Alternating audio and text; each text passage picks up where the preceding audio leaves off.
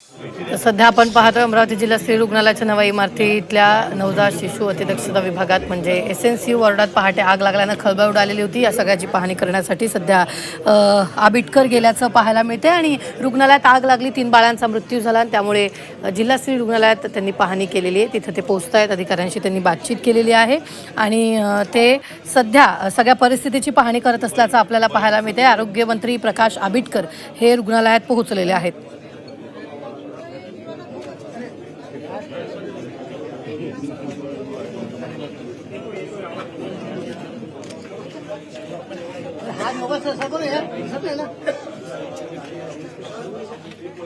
मोठी बातमी आपण आताच्या क्षणाची पाहतो। आबिटकरांकडून रुग्णालयाची पाहणी करण्यात आली। रुग्णाला आग लागली होती, 3 बाळांचा मृत्यू झालेला आहे। यावेळी म्हणून स्वतः आबिटकर या सगळ्या परिस्थितीची पाहणी करण्यासाठी पोहोचलेले आहेत। या संदर्भात ताजे अपडेट देत आहेत आपले प्रतिनिधी अनिरुद्ध। सध्या आपण जर पाहिलं तर आबिटकरांकडून या सगळ्याची पाहणी करण्यात येते। काय सध्या सुरू आहे तिकडे? काय डॉक्टरांशी ते काय बोलतायत, अधिकाऱ्यांशी काय बोलतायत?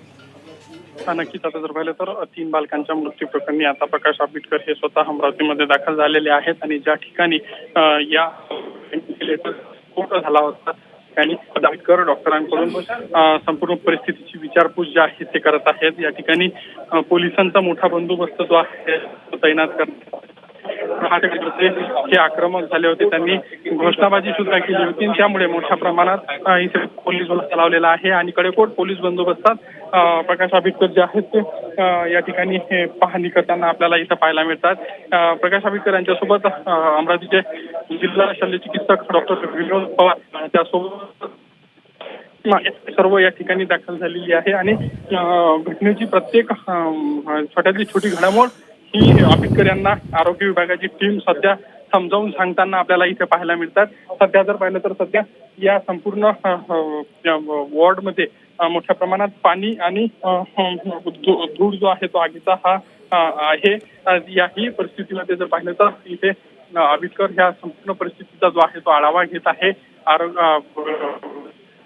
अधिकारी आहेत सर्व त्यांना प्रत्येक बातमीची प्रत्येक घडामोडीची जी आहे ती माहिती देताना आपल्याला इथं पाहायला मिळत आहे आणि नेमकी ही घटना कशामुळे झाली, घटनेचं नेमकं कारण काय आणि बालकांना वाचवण्यासाठी काय नेमके प्रयत्न केले गेले याची माहिती सध्या आरोग्य विभागाकडून आरोग्यमंत्री प्रकाश आबिटकर हे घेत असताना आपल्याला इथे दिसत आहे। त्यामुळे आता आबिटकरांच्या या पाहणी दौऱ्यातनं नेमकं काय समोर आणि त्याच्यानंतर काय समोर आणि आरोग्य विभागाच्या अधिकाऱ्यांना काय नेमके निर्देश देतात किंवा कुणावर कारवाई करतात का याकडे आता सर्वांचं लक्ष आहे। सध्या आबिटकर सध्या सर्व घटनेची जी आहे ती माहिती घेताना आपल्याला इथे दिसून येत आहे। निश्चित अनिरुद्ध, जी काही परिस्थिती आज झाली, तिथे आग लागली, 3 बालकांचा मृत्यू झालेला आहे। मात्र या सगळ्या दरम्यान जर आपण पाहिलं तर सध्या आबिटकर स्वतः या सगळ्याची पाहणी करण्यासाठी गेले। धन्यवाद अनिरुद्ध ताजे अपडेट देण्यासाठी।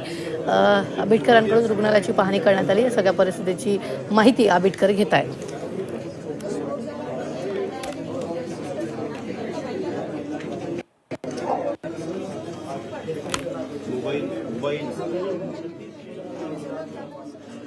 अरे